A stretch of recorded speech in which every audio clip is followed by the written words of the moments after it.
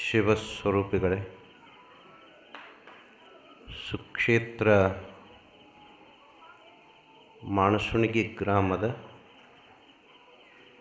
ಅಧಿಷ್ಠಾನ ದೇವತೆಯ ಕರ್ತೃಗದ್ದಿಗೆಗೆ ನನ್ನ ಅನಂತ ಕೋಟಿ ದೀರ್ಘದಂಡ ನಮಸ್ಕಾರಗಳನ್ನು ಸಲ್ಲಿಸಿ, ಜಗದಾದಿ ಜಗದ್ಗುರು ಅಪ್ಪ ಬಸವಣ್ಣನವರಿಗೂ ಎಲ್ಲ ಬಸವಾದಿ ಪ್ರಮತರಿಗೂ ಭಾರತದ ಋಷಿಮುನಿಗಳಿಗೂ ಕೂಡ ನನ್ನ ಅನಂತ ಕೋಟಿ ದೀರ್ಘದಂಡ ನಮಸ್ಕಾರಗಳನ್ನು ಸಲ್ಲಿಸಿ, ಸುಕ್ಷೇತ್ರ ವಿಜಯಪುರದ ಜ್ಞಾನಯೋಗಾಶ್ರಮದ ವೇದಾಂತ ಕೇಸರಿ ಮಲ್ಲಿಕಾರ್ಜುನ ಅಪ್ಪಗಳಿಗೂ ಅವರ ಪರಮ ಶಿಷ್ಯರಾಗಿರ್ತಕ್ಕಂಥ ಬುದ್ಧಿಜಿಯವರಿಗೂ ಕೂಡ ನನ್ನ ಅನಂತ ಕೋಟಿ ದೀರ್ಘದಂಡ ನಮಸ್ಕಾರಗಳನ್ನು ಸಲ್ಲಿಸಿ, ಚರಿತ್ರೆಗೆ ನಾಯಕರಾಗಿರ್ತಕ್ಕಂತಹ ಸಿದ್ಧಾರೂಢರ ಮಹಾಚರಿತ್ರೆಗೂ ಕೂಡ ನನ್ನ ಅನಂತ ಕೋಟಿ ದೀರ್ಘದಂಡ ನಮಸ್ಕಾರಗಳನ್ನು ಸಲ್ಲಿಸಿ,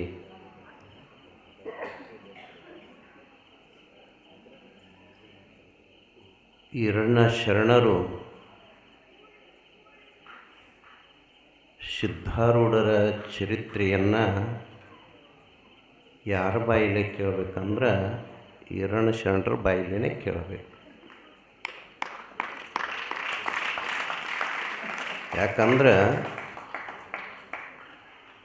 ಮಹಾತ್ಮರ ಕೃಪಾ ಆಯಿತು ಅಂದರೆ ವಾಣಿ ಪ್ರಸಾದ ಆಗ್ತದೆ. ಸಿದ್ದೇಶ್ವರ ಅಪ್ಪಗಳು ಮಾತಾಡಕತ್ರ ಹಕ್ಕಿ ಪಕ್ಷಿಗಳು ಕೇಳ್ತದ್ದು. ಅವ್ರು ಮಾತಾಡೋದು ಬೇಡ, ಸುಮ್ಮನೆ ವೇದಿಕೆಗೆ ಬಂದು ಕುಂತ್ರಂದ್ರೆ ಅವ್ರು ನೋಡೋದ ಒಂದು ಆನಂದ. ನಮ್ಮನ್ನು ನೋಡಿದ್ರೆ ಆನಂದ ಆಗ್ತದನ್ರಿ. ಯಾಕೆ? ನಮ್ಮ ಅಂತರಂಗದೊಳಗೆ ರಾಗದ, ದ್ವೇಷದ, ಹೊಟ್ಟೆ ಕಿಚ್ಚ, ಎಲ್ಲಿ ಮನಸ್ಸು ತಣ್ಣಗದ, ಯಾರು ಸದಾ ಭಗವಂತನ ಸ್ಮರಣೆಯನ್ನು ಮಾಡ್ತಾ ಈ ಕೆಡುವ ಶರೀರದ ಸಫಲ ಯಾವುದು ಅಂದರೆ ಪರಹಿತ. ಯಾರು ತಮ್ಮ ಸ್ವಾರ್ಥವನ್ನು ಮರೆತು ಜಗತ್ ಕಲ್ಯಾಣಕ್ಕಾಗಿ ಹಗಲು ರಾತ್ರಿ ದುಡಿತಾರ, ಅವರಿಂದ ಜಗತ್ತಿಗೆ ಉಪಕಾರ ಐತೆ ವಿನಃ ನಮ್ಮಂಥವ್ರನ್ನ ತಗೊಂಡು ಏನು ಮಾಡೋರು? ಬೇಕಾದಷ್ಟು ಮಾತಾಡ್ತೀವಿ, ಆದ್ರೆ ಒಳಗೇನೂ ಇಲ್ಲ.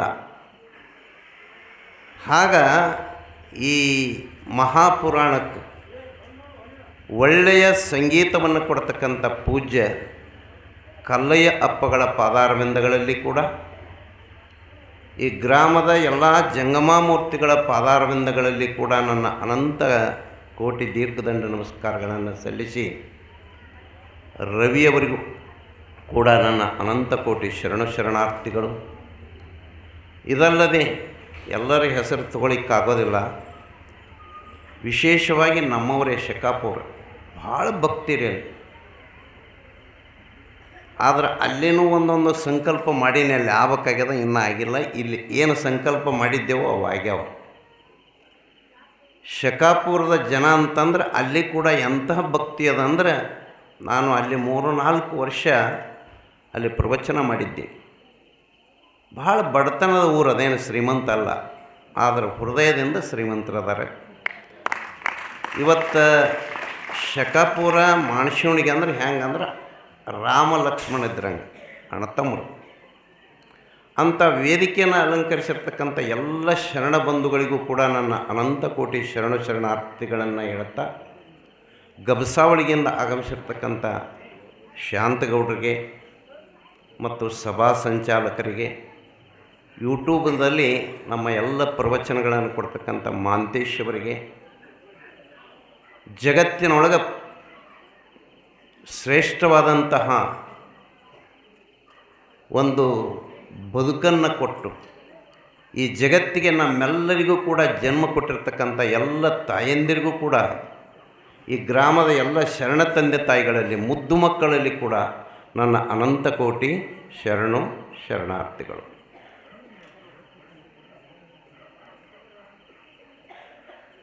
ಭಾರತ ದೇಶ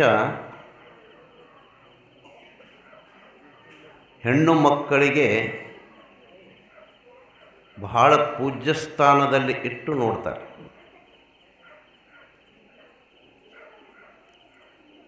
ಯಾಕಂದರೆ ನಮಗೆಲ್ಲ ಜನ್ಮ ಕೊಟ್ಟವರು ಯಾರು ಅಂದರೆ ತಾಯಿ.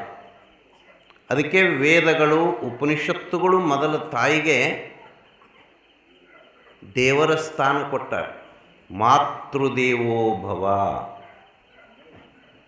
ದೇವರನ್ನು ಎಲ್ಲಿ ಕಾಣಬೇಕಂದ್ರೆ ಈ ಜಗತ್ತಿನೊಳಗೆ ಯಾವ ಸ್ತ್ರೀಯರು ಕಂಡರೂ ಕೂಡ ನಮಗೆ ಜನ್ಮ ಕೊಟ್ಟಿರ್ತಕ್ಕಂಥ ತಾಯಿಯಲ್ಲಿ ಅಷ್ಟೇ ಅಲ್ಲ, ಯಾರೇ ನಮ್ಮ ಕಣ್ಣ ಮುಂದೆ ಬಂದರೂ ಸಹಿತ ಅವರನ್ನು ದೈವೀ ಸ್ವರೂಪದೊಳಗೆ ಕಾಣಬೇಕಂತಲೇ ಮಾತೃದೇವೋ ಭವ.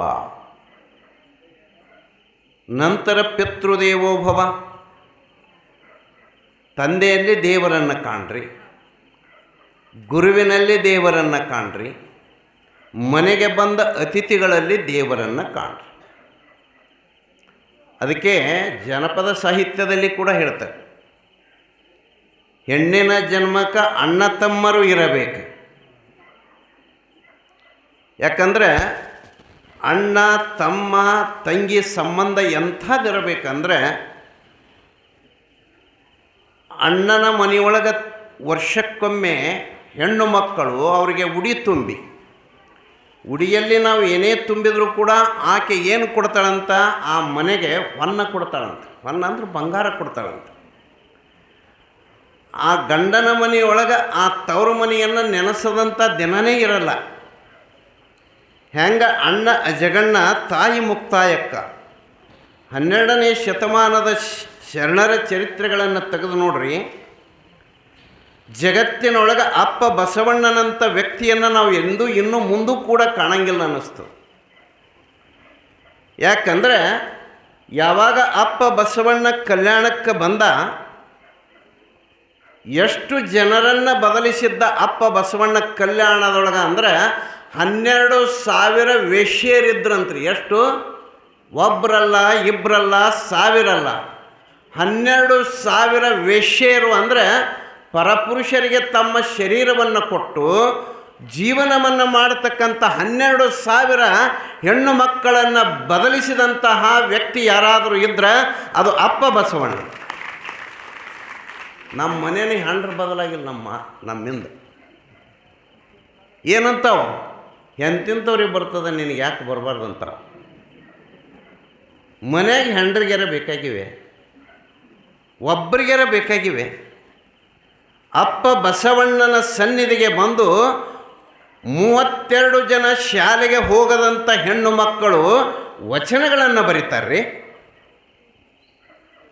75 ಜನ ಜೀವನ್ಮುಕ್ತರಾಗಿದ್ದರಂತ ಅಪ್ಪ ಬಸವಣ್ಣನ ಸನ್ನಿಧಿಯಲ್ಲಿ ಕಲ್ಯಾಣದೊಳಗೆ.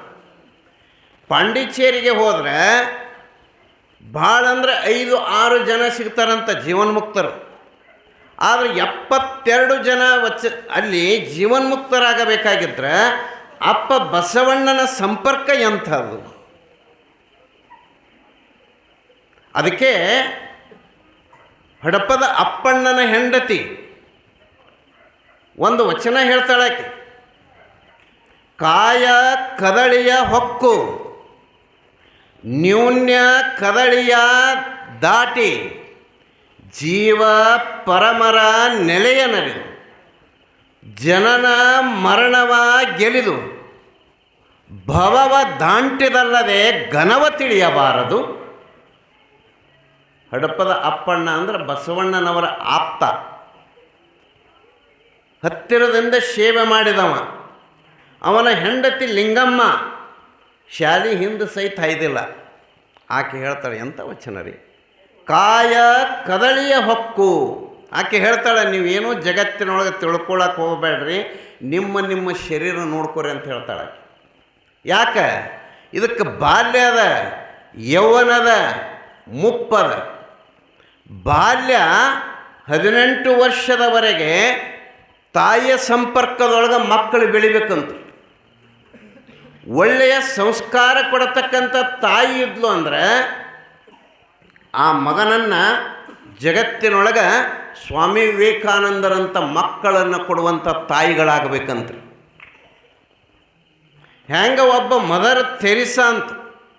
ನಮ್ಮ ದೇಶದ ಹೆಣ್ಮಗಳಲ್ಲ ಆಕೆ. 12ನೇ ವರ್ಷಕ್ಕೆ ಸನ್ಯಾಸಿ ದೀಕ್ಷೆ ತೊಗೊಂಡೋಡ್ರಿ. ನಮ್ಮ ಕುಣಿಗೆ ಹೋಗೋದು ಬಂದರೂ ಇನ್ನೂ ದೀಕ್ಷೆ ಆಗಿಲ್ಲ ನಮಗೆ. ಅಂತಹ ಹೆಣ್ಮಗಳು ಭಾರತ ದೇಶದಲ್ಲಿ ಬಂದು ಎಂಥ ಸೇವಾ ಮಾಡೋದಳ್ರಿ. ಯಾರನ್ನ ತಂದೆ ತಾಯಿಗಳನ್ನು ನೋಡೋದಿಲ್ಲ. 12 ಜನರಿಗೆ ನೀವು ಜನ್ಮ ಕೊಡ್ತೀರಿ. ಗೋಕಾಕ ತಾಲೂಕದೊಳಗೆ ಒಬ್ಬ ಹೆಣ್ಮಗಳು 27 ಮಕ್ಕಳಿಗೆ ಜನ್ಮ ಕೊಟ್ಟಾಳು. ಮಮದಾಪುರ ಅಂತ ಊರದು. ಎಷ್ಟು? 27 ಜನರಿಗೆ ಜನ್ಮ ಕೊಟ್ಟಾಳ. ಅಕ್ಕಿ ಈ ಕಡೆ ತೊಟ್ಲ ಕಟ್ಟಿರ್ಬೇಕು, ಮಗಳದು ತೊಟ್ಲ ಕಟ್ಟಿರ್ಬೇಕಂತ. ಆದರೂ ಬಾಯನ ಹಲ್ಲು ಹೋಗಿಲ್ಲ, ಕಣ್ಣು ನಿಚ್ಚಿಳ್ದಾವ. ನಮ್ಮವ ಕುಂದರ್ಲಾಕ 3 ತಿಂಗಳು ಬೇಕು, 3 ತಿಂಗಳು ಎಲ್ಲರಿಗೆ ಮೊಳಕಾಲು ಹೋಗಿಬಿಟ್ಟಾವ. ಅದಕ್ಕೆ ಅಂತಹ ಹೆಣ್ಣು ಮಕ್ಕಳು ಈ ನಾಡಿನೊಳಗೆ ಆಗಿ ಹೋಗ್ಯಾರಲ್ಲ. ನಂತರ 18 ವರ್ಷ ಆದ ನಂತರ ಗುರುವಿನ ಸನ್ನಿಧಿಯಲ್ಲಿದ್ದುಕೊಂಡು ಬೆಳೆದು ಸಂಸ್ಕಾರವಂತರಾಗಬೇಕು. ನಂತರ ಪರಮಾತ್ಮನ ಸ್ಮರಣೆಯನ್ನು ಮಾಡ್ತಾ ಮುಪ್ಪಿನ ಕಾಲವನ್ನು ಕಳಿಬೇಕಂತ. ನಮ್ಮದು ಏನಾಗ್ಯದ ಅಂದ್ರೆ 3 ಬೇಡ 4 ವರ್ಷದ ಹುಡುಗರಾದ್ರು ಅಂದ್ರೆ ಕಾನ್ವೆಂಟಿಗೆ ಕಳಿಸಿಬಿಡ್ತೀವಿ. ತಾಯಿಗೆ ಸಂಬಂಧ ಇಲ್ಲ, ಮಕ್ಕಳಿಗೆ ಸಂಬಂಧ ಇಲ್ಲ. ಮುಂದೆ ಆ ಮಕ್ಕಳು ನೋಡ್ರಿ, 12 ಮಕ್ಕಳಿಗೆ ಜನ್ಮ ಕೊಟ್ಟು ಅವ್ರನ್ನೆಲ್ಲ ನೀವು ಬೆಳೆಸ್ತಿರಲ್ಲ. 12 ಮಕ್ಕಳು ಮುಂದೆ ಏನು ಮಾಡ್ತಾವಂದ್ರೆ ಅಪ್ಪನ ನೀ ತಗೋ, ಅವ್ವನ ನೀ ತಗೋ. ತಂದೆ ತಾಯಿನೂ ಕೂಡ ಪಾಲಕ್ಕೆ ಹಾಕ್ತಾರಂದ್ರೆ ಇವತ್ತು ನಮ್ಮ ದೇಶದೊಳಗೆ ಎಲ್ಲಿ ಸಂಸ್ಕಾರ ಅದ, ಎಲ್ಲಿ ತಾಯಿಯನ್ನು ಪೂಜ್ಯ ಸ್ಥಾನದಲ್ಲಿ ಕಾಣ್ತೀವಿ. ತಾಯಿ ಅಂದ್ರೆ ಸಾಮಾನ್ಯ ಅಲ್ಲ. ತಾಯಿಯನ್ನು ನಾವು ದೇವರನ್ನು ಪೂಜೆ ಮಾಡೋದು ಬೇಕಾಗಿಲ್ಲ. ತಾಯಿಯಲ್ಲಿ ದೇವರನ್ನು ಕಂಡು ತಾಯಿಯ ಪಾದ ಸೇವೆಯನ್ನು ಮಾಡಿದಾಗ ನಮ್ಮ ಜೀವನ ಪಾವನ ಆಗ್ತದಲ್ಲ. ಅದಕ್ಕೆ ಹೆಣ್ಣಿಗೆ ಯಾಕೆ ಉಡಿ ತುಂಬಬೇಕು ಅಂದರೆ ಹೆಣ್ಣು ಮಕ್ಕಳಲ್ಲಿ ಅಧೈರ್ಯವಂತರಾಗಿ ಬದುಕಬಾರದು, ಧೈರ್ಯ ಇರಬೇಕು. ಎಷ್ಟೇ ಪ್ರಪಂಚದೊಳಗೆ ಕಷ್ಟ ಬರಲಿ. ಹೆಂಗೆ ಹೇಮರೆಡ್ಡಿ ಮಲ್ಲಮ್ಮನಿಗೆ ಮನೆಯಲ್ಲಿ ಒಬ್ಬರೂ ಆಕೆಯನ್ನು ಸೇರ್ತಾ ಇರಲಿಲ್ಲ. ಹಳಸಿದ ಅನ್ನ ಕೊಟ್ಟರು, 360 ತೂತು ಬಿದ್ದಿರಬೇಕು ಅಂಥ ಸೀರೆ ಉಡ್ಲಿಕ್ಕೆ ಕೊಟ್ಟರು, ಹರಿದ ಕುಪ್ಪಸ ಕೊಟ್ಟರು, ದನ ಕಾಯ್ಲಿಕ್ಕೆ ಹಚ್ಚಿದ್ರು, ಸೆಗಣಿ ಎತ್ತಲಿಕ್ಕೆ ಹಚ್ಚಿದರು. ಇಷ್ಟೆಲ್ಲ ಕಷ್ಟ ಕೊಟ್ಟರೂ ಕೂಡ ಆಕೆಯ ಮನಸ್ಸು ಮಲ್ಲಯ್ಯನಲ್ಲಿ ಇತ್ತೇ ವಿನಃ ಈ ಶರೀರದ ಕಡೆ ಆಕೆ ಲಕ್ಷ್ಯ ಕೊಡಲಿಲ್ಲ. ಹಂಗೆ ಕಾಯ ಕದಳಿಯ ಹೊಕ್ಕು. ಇದಕ್ಕೆ ಬೆಣ್ಣೆ ತಿನ್ನಿಸ್ರಿ, ತುಪ್ಪ ತಿನ್ನಿಸ್ರಿ, ಏನೇ ತಿನ್ನಿಸಿದ್ರು ಕೂಡ ಈ ಶರೀರ ಒಂದು ದಿನ ಏನು ಮಾಡ್ತದೆ, ಇದು ವಿನಷ್ಟ ಆಗಿ ಹೋಗ್ತದಲ್ಲ.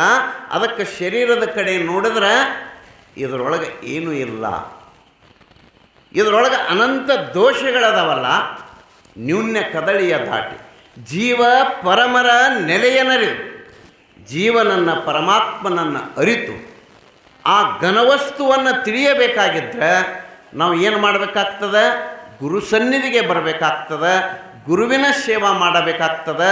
ಅದಕ್ಕೆ ಹೇಳಿದರು ಜ್ಞಾನದ ಮೂಲ ಗುರು ಸೇವೆ ಎಂಬೆ. ಗುರುಸೇವಾ ಅಂದರೆ ದೇಹ ಮುಟ್ಟಿ ಸೇವಾ ಮಾಡೋದಲ್ಲ. ಏನು ಭಕ್ತಿಯಿಂದ ಗುರುವಾಕ್ಯ ಕೇಳ್ತಿರಲ್ಲ, ಇದಕ್ಕಿಂತ ಹೆಚ್ಚಿನ ಸೇವಾ ಮತ್ತೊಂದಿಲ್ಲ. 10-20 ಜನ ಕೇಳ್ತಿದ್ರಿ ಮೊದಲ, ಇವತ್ತು 100 ಜನ ಕೂತು ಕೇಳುವಂಥ ಅವಕಾಶ ಮಾಡಿಕೊಂಡಿರಲ್ಲ. ಇದಕ್ಕಿಂತ ಹೆಚ್ಚಿನ ಮತ್ತೇನು ಬೇಕು? ಹಂಗೆ ಜಗತ್ತಿನೊಳಗೆ ನಾವು ಬದುಕಬೇಕಾಗಿದ್ರೆ ಹೆಂಗೆ ಬದುಕಬೇಕು ಅಂತಂದರೆ ಆ ಶರಣರನ್ನು ನೆನೆಸ್ಕೊಳ್ಬೇಕು. ಆ ಮದರ್ ತೆರಿಸಾ ಅಷ್ಟೇ ಅಲ್ಲ, ಸೊಲ್ಲಾಪುರದೊಳಗೆ ಜಯದೇವಿ ತಾಯಿ ಲಿಗಾಡೆ ಅಂತಾಗೋದು. 1000 ಎಕರೆ ಭೂಮಿ, ಕೋಟಿ ಕೋಟಿ ಮಣಗಟ್ಟಲೆ ಮನೆಯೊಳಗೆ ಬಂಗಾರ ಇದ್ದರೂ ಕೂಡ ಜನಸೇವೆಯನ್ನು ಮಾಡಿದ್ಲು. ಕೊನೆಯ ಸಮಯವನ್ನು ಬಸವ ಕಲ್ಯಾಣದಲ್ಲಿದ್ದುಕೊಂಡು ತಮ್ಮ ಆಯುಷ್ಯವನ್ನು ಕಳೆದ್ರಲ್ಲ, ಅಂಥವ್ರು ಅದರಂತೆ ಇವತ್ತು ನಮಗೆ ಮಳೆ ಬೆಳೆಗಳು ಬರ್ತಾ ಇದ್ದಾವೆ. ಅದಕ್ಕಾಗಿ ಒಕ್ಕಲಿಗರಾಗಿರತಕ್ಕಂಥವ್ರು ಮೊದಲಿನ ಕಾಲಕ್ಕೆ ಮಳೆ ಆಯಿತು, ಭೂಮಿ ಹದಗೊಂಡಿತ್ತು ಅಂದರೆ ದೇವಿಗೆ ಉಡಿ ತುಂಬಿ, ನಂತರ ಕುರುಗಿ ಪೂಜೆ ಮಾಡಿ, ನಂತರ ಕುರುಗಿ ಮ್ಯಾಗೂ ಕೂಡ ದಾನ ಮಾಡಿ ಬಿತ್ತಿ ಬೆಳೆದು ಒಕ್ಕಲಿಗ ಹೆಂಗೆ ಇದ್ದ ಅಂದರೆ ಆತ ಒಬ್ಬ ಯೋಗಿಯಾಗಿದ್ದ. ಇವತ್ತು ಒಕ್ಕಲಿಗರು ನಾವೇನಾಗಿವೆ ಅಂದರೆ ಯಾವುದೂ ಗೊತ್ತಿಲ್ಲ, ಸಂಸ್ಕಾರ ಇಲ್ಲದಂಥ ಒಕ್ಕಲಿಗರಾಗಿದ್ದೀವಿ. ಅದಕ್ಕಾಗಿ ನಾವೆಲ್ಲ ಬದುಕಿನಲ್ಲಿ ಆನಂದವಾಗಿ ಬದುಕಬೇಕಾಗಿದ್ದರೆ, ನೆಮ್ಮದಿಯಿಂದ ಬದುಕಬೇಕಾಗಿದ್ದರೆ, ನಮ್ಮ ಅಂತರಂಗದಲ್ಲಿ ಇರತಕ್ಕಂಥ ಕೆಟ್ಟ ಗುಣಗಳೇನದಾವಲ್ಲ ಅವುಗಳನ್ನು ಕಳೆದುಕೊಳ್ಳಬೇಕಾಗಿದ್ದರೆ ನಾವು ಮಹಾತ್ಮರ ಸಂಘ ಮಾಡಬೇಕಾಗುತ್ತದೆ, ಬಲ್ಲವರ ಸಂಘ ಮಾಡಬೇಕಾಗ್ತದೆ. ಅಪ್ಪ ಬಸವಣ್ಣನವರನ್ನು ನಾವು ಯಾಕೆ ನೆನೆಸಿಕೊಳ್ಳಬೇಕು ಅಂದರೆ ಅವರು ಏನೂ ಯಾವ ಪವಾಡ ಮಾಡಲಿಲ್ಲ. ಒಬ್ಬ ಹರಳಯ್ಯ, ಒಬ್ಬ ಊರ ಹೊರಗಿರ್ತಕ್ಕಂಥ ವ್ಯಕ್ತಿ, ಬರೀ ಶರಣು ಅಂದದ್ದಕ್ಕೆ ಅಪ್ಪ ಬಸವಣ್ಣ ಶರಣರಿಗೆ ಶರಣು ಶರಣಾರ್ಥಿ ಅಂದದ್ದಕ್ಕೆ ತನ್ನ ಮೈದೊಗಲನ್ನೇ ತೆಗೆದು ಪಾದರಕ್ಷೆ ಮಾಡಿ ಅಪ್ಪ ಬಸವಣ್ಣನ ಸನ್ನಿಧಿಗೆ ತಂದರೆ ಅಪ್ಪ ಬಸವಣ್ಣ ಅವುಗಳನ್ನು ಪಾದಕ್ಕೆ ಹಾಕಿಕೊಳ್ಳಲಿಲ್ಲ, ತಲೆ ಮೇಲೆ ಇಟ್ಕೊಂಡ್ರಂತ. ಆವಾಗ ಹರಳಯ್ಯನವರಂತಾರೆ, ಯಪ್ಪ ನಾನು ನಿನ್ನ ಪಾದಕ್ಕೆ ನೀನು ಬರೀ ನಾವು ಒಂದು ಸಲ ಶರಣಂದದ್ದಕ್ಕೆ ನೀನು ಶರಣು ಶರಣಾರ್ಥಿ ಅಂದಿಯಲ್ಲ, ಆ ಪಾಪ ಕಳ್ಕೋಬೇಕಂತ ನಾನು ನಿನ್ನ ಪಾದಕ್ಕೆ ಪಾದರಕ್ಷೆ ತಂದ್ರೆ ನೀನು ತಲೆ ಮ್ಯಾಗ ಇಟ್ಕೊಂಡೆಲ್ಲ ಅಂದ್ರೆ ಅಪ್ಪ ಬಸವಣ್ಣ ಅಂದ್ರಂತ. ನೋಡಪ್ಪ, ಈ ಸಮಸ್ತ ಭೂಮಿಯನ್ನು ತಕ್ಕಡಿ ಒಳಗೆ ಒಂದು ಪರಡಿ ಒಳಗಿಟ್ರೆ, ಈ ಎರಡು ಪಾದರಕ್ಷೆಗಳನ್ನು ಒಂದು ಪರಡಿ ಒಳಗಿಟ್ರೆ ಭೂಮಿ ತೂಕಕ್ಕಿಂತ ಈ ಪಾದರಕ್ಷೆಗಳ ತೂಕ ಹೆಚ್ಚಾಗ್ತದಂತ ಹೇಳಿದ್ರಂತ. ನೋಡ್ರಿ ಎಷ್ಟು ಒಪ್ಕೊಂಡ್ರು ಬಸವಣ್ಣನ. ಒಬ್ಬ ಕಾಶ್ಮೀರದ ಅರಸ ಬಸವಣ್ಣನವರಿಗೆ ಕೊಲೆ ಮಾಡಿಸ್ಬೇಕಂತ ಕಳಿಸಿದ್ದ. ಯಾವಾಗ ಅಪ್ಪ ಬಸವಣ್ಣ ಮಲ್ಕೊಂಡಿದ್ನಲ್ಲ, ಕೊಲೆ ಮಾಡ್ಬೇಕಂತ ಚಿಕ್ಕಯ್ಯ ಅವ ಬಂದು ಖಡ್ಗ ಹಿಡ್ಕೊಂಡು ಬಂದು ಕೊಲ್ಲಬೇಕಂತ ಬರ್ತಾನೆ. ಆವಾಗ ಬಸವಣ್ಣನವರ ಮುಖ ನೋಡಿದಾಗ ಅವನಿಗೆ ಕೊಲ್ಲಬೇಕನ್ನುವ ಭಾವ ಹೋಗಿ ಅವರ ಪಾದಕ್ಕೆ ಬಿದ್ದನಂತ್ರಿ. ಆ ಶಕ್ತಿ ಬಸವಣ್ಣನವರಿಗೆ ಯಾಕೆ ಬಂದಿತ್ತು ಅಂತಂದರೆ ಅವರ ಕನಸು ಮನಸ್ಸಿನಲ್ಲಿಯೂ ಕೂಡ ಯಾರಿಗೂ ದ್ವೇಷ ಮಾಡಲಿಲ್ಲ, ಹೊಟ್ಟೆ ಕಿಚ್ಚಪಡಲಿಲ್ಲ. ಇದು ಒಂದೇ ಧರ್ಮ ಅಲ್ಲ, ಇಸ್ಲಾಂ ಧರ್ಮದಲ್ಲಿ ಮೊಹಮ್ಮದ್ ಪೈಗಂಬರರು ಅಂತ ಆಗೋದ್ರು. ಇದೊಂದು ಹೇಳಿ ಮುಗಿಸ್ತೇನೆ. ಮೊಹಮ್ಮದ್ ಪೈಗಂಬರರು ಎಷ್ಟು ಶಾಂತಿ ಪುರುಷರಿದ್ದರು ಅಂದರೆ ಅವರು ಮೇಲೂ ಕೂಡ ಹೇಸಿಗೆ ಒಗೆದ್ರು. ಅವರು 24 ವಯಸ್ಸಿನವರಿದ್ದರು. ಅವರು ಮದುವೆ ಆಗತಕ್ಕಂಥವಳು 40 ವಯಸ್ಸಿನ ಹೆಣ್ಮಗಳಿದ್ದರು. ಈ ಪೈಗಂಬರರ ಜ್ಞಾನವನ್ನು, ಅವರ ವ್ಯಕ್ತಿತ್ವವನ್ನು ನೋಡಿ ಕೇಳಿಲ್ಲಂತ ಆಕೆ ಮೊದಲು ಮದುವೆಯಾಗಿತ್ತು. ಆಕೆ ಗಂಡ ಹೋಗಿದ್ದ, ಇಲ್ಲ ಪೈಗಂಬರ್ರೇ, ನಾನು ನಿಮ್ಮನ್ನು ಮದುವೆ ಆಗಬೇಕಂತ ಮಾಡಿದ್ದೀನಿ, ಯಾಕಂದ್ರೆ ನೀವು ಧರ್ಮ ಕಾರ್ಯ ಮಾಡ್ತೀರಿ, ನಿಮ್ಗೆ ಅದಕ್ಕಾಗಿ ನಾನು ಕೂಡ ಒಂದಿಷ್ಟು ಸಹಕಾರ ಕೊಡ್ಬೇಕಂತ ಮಾಡಿದ್ದೀನಿ, ನಾನು ಮದುವೆ ಆಗ್ತೀರೇನೋ ಅಂತಂದಾಗ ಒಪ್ಪಿಕೊಂಡು ಪೈಗಂಬರರು ಮದುವೆ ಮಾಡಿಕೊಂಡ್ರು. ಅಂಥ ಪೈಗಂಬರರಿಗೆ ಕಾಡಿದರು. ಏನು ಮಾಡಿದರು ಅಂದ್ರೆ, ಆ ಇಸ್ಲಾಂ ಧರ್ಮದವರು ಪೈಗಂಬರರು ನಮಾಜಕ್ಕೆ ಹೋಗ್ತಿದ್ರು ದಿನಾಲು. ಅಲ್ಲಿ ಒಬ್ಬ ಹೆಣ್ಮಗಳಿಗೆ ಹೇಳಿದರು, ಆ ನಮಾಜಕ್ಕೇನು ಪೈಗಂಬರು ಹೋಗ್ತಾರಲ್ಲ, ನಿನ್ನ ಮನೆ ಕಸ ಬಳಿದಿಟ್ಟಿರು, ಅವ್ರು ಹೋಗುವಾಗ ಅವ್ರ ತಲೆ ಮ್ಯಾಗ ಹಾಕು. ಹಿಂಗೆ ಪೈಗಂಬರು ಹೋಗಬೇಕು, ಒಂದು ಪುಟ್ಟ ಕಸ ಅವ್ರ ತಲೆ ಮ್ಯಾಗ ಹಾಕಬೇಕು. ಪೈಗಂಬರು ನೋಡಿ ನಕ್ಕೋತ ಹೋಗ್ಬೇಕು. ನಾನು ತಲೆ ಮ್ಯಾಗ ಯಾಕೆ ಕಸ ಹಾಕಿದೆ ಅಂತ ಕೇಳಿಲ್ಲ. ಹೀಗೆ 10-20 ದಿನ ನಡೀತು. ಒಂದು ದಿನ 2 ದಿನ ಹೋಯ್ತು, ತಲೆ ಮೇಲೆ ಕಸ ಬೀಳಲಿಲ್ಲ. ಆವಾಗ ಪೈಗಂಬರು ಅಲ್ಲಿ ಕೇಳಿದರು, ಇಲ್ಲ ದಿನ ನಮ್ಗೆ ಕಸ ಹಾಕ್ತಿದ್ಲ ತಾಯಿ, ಯಾಕೋ 2 ದಿನ ಆಯಿತು ತಪ್ಪದಲ್ಲ ಅಂತ ಹೇಳಿದಾಗ, ಇಲ್ಲ ಏನೋ ಹುಷಾರಿದ್ದಂಗೆಲ್ಲ ಮ್ಯಾಗ ಮಲ್ಕೊಂಡಾಳ ಅಂತ ಹೇಳಿದಾಗ ಪೈಗಂಬರು ಮ್ಯಾಗ ಏರಿ ಹೋದ್ರಂತೆ. ಹೋಗಿ ಬಾಗಲ ಮುಂದಕ್ಕೆ ಮಾಡಿ ಮಲ್ಕೊಂಡಿದ್ಲು. ಆಕೆಗೆ 70-75 ವಯಸ್ಸಾಗಿತ್ತು. ಆವಾಗ ಪೈಗಂಬರು ಒಳಗೆ ಹೋಗಿ ನೋಡ್ತಾರೆ, ಪಾಪ ಚಳಿ ಜ್ವರದಿಂದ ನಡುಕೋತ ಮಲಗಿದ್ಲು. ಪೈಗಂಬರು ಹೋಗಿ ಆಕೆಯ ಮೈ ಮುಟ್ಟಿ, ತಾಯಿ ಏಳು ಏನಾಗ್ಯದ ಅಂತ ಕೇಳಿದಾಗ ಆಕೆ ಕಣ್ಣು ತೆರೆದು ಪೈಗಂಬರು ನೋಡ್ತಾಳೆ, ಅಲ್ಲ ನಿತ್ಯ ನನ್ನ ತಲೆ ಮೇಲೆ ಕಸ ಹಾಕಿರ್ತಕ್ಕಂಥ ಈ ಪೈಗಂಬರು ನನ್ನ ಸನ್ನಿಧಿಗೆ ಬಂದಾರಲ್ಲ ಅಂತ ಆಕೆ ಏನು ಮಾಡಿದ್ಲಂತ, ಇಲ್ಲ ನನಗೆ ಜ್ವರ ಬಂದು ಮಲ್ಕೊಂಡಿದ್ದೀನಿ ಅಂದಾಗ ಆವಾಗ ಪೈಗಂಬರರು ವೈದ್ಯರನ್ನು ಕರೆಸಿ ಆಕೆಗೆ ಉಪಚಾರ 4-8 ದಿನ ಮಾಡಿದಾಗ ಆ ತಾಯಿಯ ಮನಸ್ಸು ಬದಲಾಯ್ತಂತ.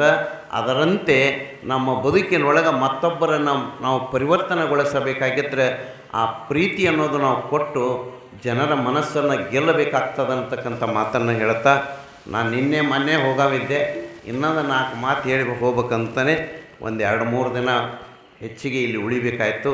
ಯಾಕಂದ್ರೆ ದೊಡ್ಡ ಕಾರ್ಯಕ್ರಮ ಇಟ್ಟಿದ್ದೀರಿ, ಸಮಯ ಸಾಲೋದಿಲ್ಲ, ಸಮಯ ನಿಷ್ಠೆಗಲಿ ಅನ್ನುವಂತೆ ಸಮಯಕ್ಕೆ ನಾವು ಮಹತ್ವ ಕೊಡಬೇಕಾಗ್ತದೆ. ಅದಕ್ಕಾಗಿ ದಯಮಾಡಿ ಇಲ್ಲಿ 2-3 ದಿನ ಈ ವೇದಿಕೆಯಲ್ಲಿ ನಮಗೆ ಕೂಡಿಸಿ ಒಳ್ಳೆಯ ರೀತಿಯಿಂದ ಸನ್ಮಾನ ಮಾಡಿರ್ತಕ್ಕಂಥ ಈ ಗ್ರಾಮದ ಎಲ್ಲ ಶರಣ ತಂದೆ ತಾಯಿಗಳಿಗೆ ನನ್ನ ಅನಂತ ವಂದನೆಗಳನ್ನು ಹೇಳ್ತಾ, ತಮ್ಮೆಲ್ಲರಿಗೂ ವಂದನೆಗಳನ್ನು ಹೇಳ್ತಾ, ಯಾರಿಗೆ ಮೊಳಕಾಲು ಬೇನದ ಒಂದು ಸೂತ್ರ ಹೇಳ್ತೀನಿ. ಅವ್ರು ಜಲ್ದಿ ಮುತ್ಯ ಅಂತ ನೀವು ಕೇಳ್ತಿರೋದಿಲ್ಲ, ಏನಿಲ್ಲ 60 ದಾಟದವ್ರು ಹಿಂಗೆ ಕುಂಡ್ರಬೇಡ, ಹೆಚ್ಚಾಗ್ತದೆ ಮೊಳಕಾಲು ಬೇನೆ. ಕುರ್ಚಿ ಹಾಕೊಂಡು ಕೂಡ್ರಿ, ಕುರ್ಚಿ ವ್ಯವಸ್ಥೆ ಮಾಡ್ಕೊರಿ. ನಿಮ್ಮ ಮನೇಲಿಂದ ಒಂದು ಕುರ್ಚಿ ತಂದು ಹಾಕೊಂಡು ಕುಂತ್ರು ಚಿಂತಿಲ್ಲ. ಇನ್ನೊಂದು ಸರಳ ಸೂತ್ರ, ನನಗೊಬ್ರು ಹೇಳ್ಯಾರ ಮಾನ್ಯ ಅವ್ರಿಗೆ ಮೊಳಕಾಲು ಬೇನ್ಯಾಗ ದಿನ ಗುಡಿಗೆ ಸಾಕಾಗಿತ್ತಂತ ಸ್ವಾಮಿಗಳವರು ಗುಡುದಿನಿಯರು ಮೊನ್ನೆ ಹೇಳಿದ್ರು. ಅದು ಹ್ಯಾಂಗೆ ಕಮ್ಮಿ ಮಾಡ್ಕೊಂಡಿರಿ ಅಂತ ಕೇಳಿದೆ. ಖಾರ ಕೊಟ್ಟು ಹಾರಿದಾವಿಲ್ಲ ಮನೆ ಅದಾವ್ರಿ, ತೊಗೊಂಡು ಯಾರ್ಯಾರು ಹೊಡೆದಿರಿ. ಮತ್ತು ಏನಿಲ್ಲ, ಕುರ್ಚಿ ಮ್ಯಾಗ ಕೂಡ್ರಿ, ಹಾರಿ ಕಾಲು ಬುಡಕ್ಕೆ ಅಂಗಾಲು ಬುಡಕ್ಕೆ ಮತ್ತು ಇಟ್ಟಕ್ಕೆ ಮೊಳಕಾಲು ಇಟ್ಟು ಕೂತೀರಿ. ಮತ್ತು ಹಂಗಲ್ಲ, ಅಂಗಾಲು ಇಟ್ಟು ಸುಮ್ಮ ಟಿ ವಿ ನೋಡ್ಕೊತ ಹಿಂಗೆ ಹಿಂಗೆ ಹಿಂಗೆ ಕಾಲಾಡಿಸ್ರಿ. ತಿಂಗಳು 90ನ್ಯಾಗ ನಿಮ್ಮ ಮೊಳಕಾಲು ಬೇನೆ ಕಮ್ಮಿ ಆತಾವ. ಯಾಕಂದ್ರೆ ಗ್ಯಾರಂಟಿ ಕೊಡ್ತೀನಿ. ಅದಕ್ಕೆ ದಯಮಾಡಿ ಕೆಲವೊಂದು ಸಣ್ಣ ಮಕ್ಕಳಿಗೆ ಕೂಡ ಯೋಗ ಮಾಡಿರಿ. ಸಣ್ಣ ಸಣ್ಣ ಮಕ್ಕಳಿಗೆ 15, 16, 18 ವರ್ಷದ ಮಕ್ಕಳಿಗೆ ಥೈರಾಯ್ಡ್ ಬರಕತ್ತದ್ರಿ. ಅದಕ್ಕಾಗಿ ತಾವೆಲ್ಲ ಓಂಕಾರ ಅನ್ರಿ, ಅಂದು ತೋರಿಸ್ತೀನಿ. ಅದೊಂದು ಹೇಳಿ ಮುಗಿಸ್ತೀನಿ. ಅಕಾರ ಉಕಾರ ಮಕಾರ ಕೂಡಿ ಓಂಕಾರ ಆಗ್ಯದ. ಅ ಅನ್ನುವಂಥ ಶಬ್ದ ಒಂದು 10-20 ಸಲ, ಉ ಅನ್ನುವಂಥ ಶಬ್ದ 10-20 ಸಲ, ಮ ಅನ್ನುವಂಥ ಶಬ್ದ 10-20 ಸಲ. ನಂತರ ಓಂ ಉಳಿತದಲ್ಲ, ಯಾರು ಓಂಕಾರ ದಿನಕ್ಕೆ ಅರ್ಧ ತಾಸು ಮಾಡ್ತೀರಿ ಅವ್ರಿಗೆ ಥೈರಾಯ್ಡ್ ಹೋಗ್ತದೆ ನೋಡಿರಿ. ಥೈರಾಯ್ಡ್ ಅಂದ್ರೆ ಭಾಳ ಮಾರಕ ರೋಗ ರೀ. ಅದು ಹೆಣ್ಮಕ್ಕಳಿಗೆ ಬತ್ತು ಅಂತಂದರೆ ಅವರ ಶರೀರ ದಪ್ಪರಾಗ್ತದೆ, ಇಲ್ಲ ತಿಳುವರಾಗ್ತದೆ, ಸರಿಯಾಗಿ ಅವರಿಗೆ ಮುಟ್ಟಾಗೋದಿಲ್ಲ. ಇಂಥೆಲ್ಲ ತೊಂದರೆ ಅನುಭವಿಸಬೇಕಾಗ್ತದೆ. ಯಾರು ಪ್ರತಿನಿತ್ಯ ಓಂಕಾರ ಸ್ಮರಣೆ ಮಾಡ್ತೀರಿ ಅದನ್ನು ಮಾಡಿರಿ ಅಂತಕ್ಕಂಥ ಮಾತನ್ನು ಹೇಳ್ತಾ ಇವತ್ತಿನ ನನ್ನ ಪ್ರವಚನಕ್ಕೆ ವಿರಾಮ ಮಾಡ್ತಾಯಿದ್ದೆ. ಸುಂದರವಾಗಿ ಅರಳುವ ಕಮಲ ಕೆಸರಿನಲ್ಲೇ ಅರಳುತ್ತೆ.